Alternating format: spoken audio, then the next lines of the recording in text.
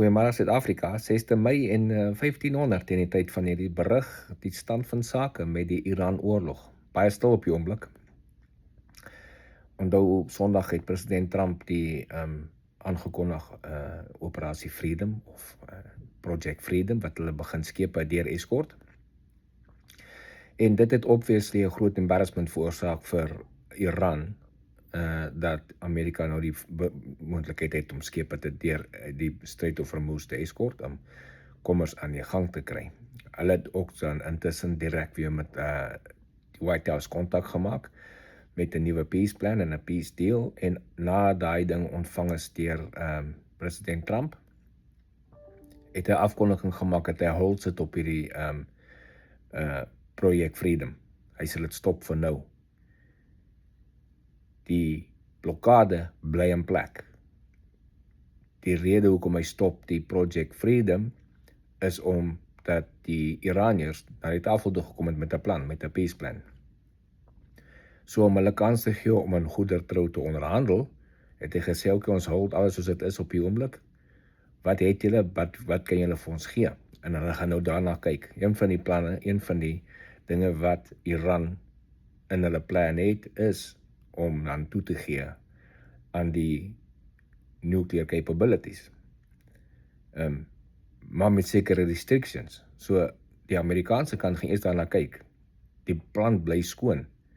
Geen capability om nuclear wapens te bou nie. So as dit nie iewers daar is, dit heeltemal wys dat daar is geen capability nie, gaan dit net nie aanvaar word anyway nie.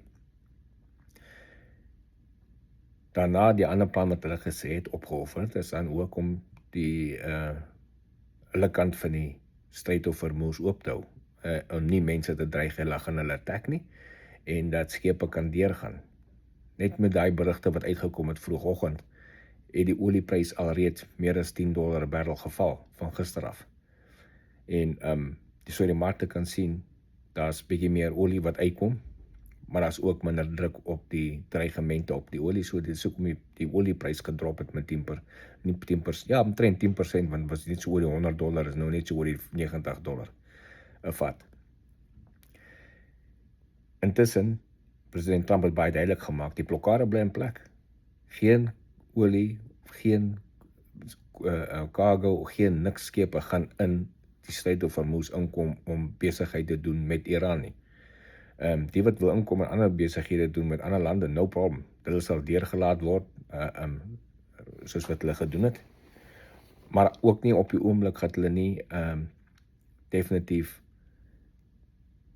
'n eskort doen van skepe deur Hormuz nie. Skepe op hulle eie deure is dit fine. Maar dan gaan nie 'n definitiewe eskort gedoen word nie. Weens hierdie hold wat hy op die Project Freedom gesit het.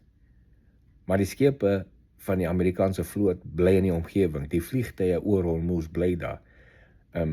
Die dreigement is steeds. Enige boot van Iran, small fast boats, gunboats, wat op ander skepe gaan aanval, sal geneutraliseer word, soos eergister gebeur het, toe hulle 6 van hulle gesink het.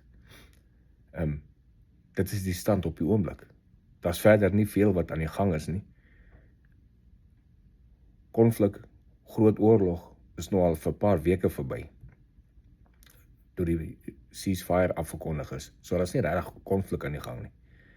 Dit is nou hierdie stilte voor wat kan gebeur, om die finale negotiations afgehandel te kry. So het lyk, in terme van konflik, oorlog, is die oorlog reeds al verby 'n paar weke al.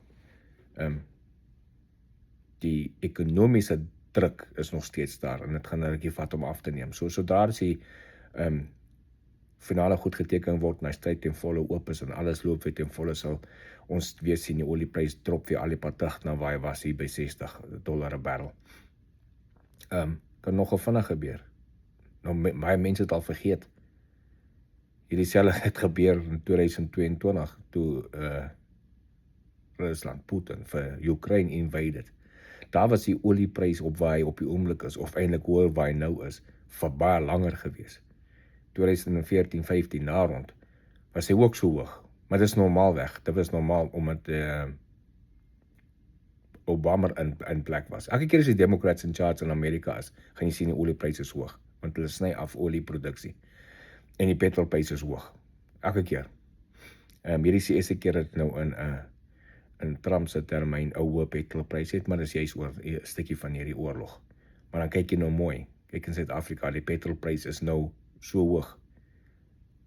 Maar in 2022, toe die olieprys ook so hoog was soos hy nou is, toe was die petrolprys nie so hoog soos nou nie.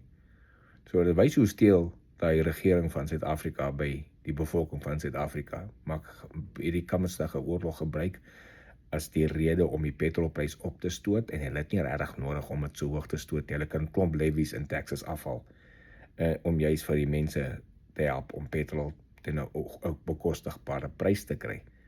Maar dis nie hoe hulle werk nie. As hulle kan skep, gaan hulle skep, en dis wat hulle op die oomblik doen. So hooplik, ons petrolprys het alweer afgekom, toe die oliepryse afgekom het. Ons gaan sommer direk met die oliepryse. So ek wil hoop julle petrolprys kom ook af binnekort. Dis dan al vir vandag. Ek's Morne Botha vir Koppel TV. Geniet die dag.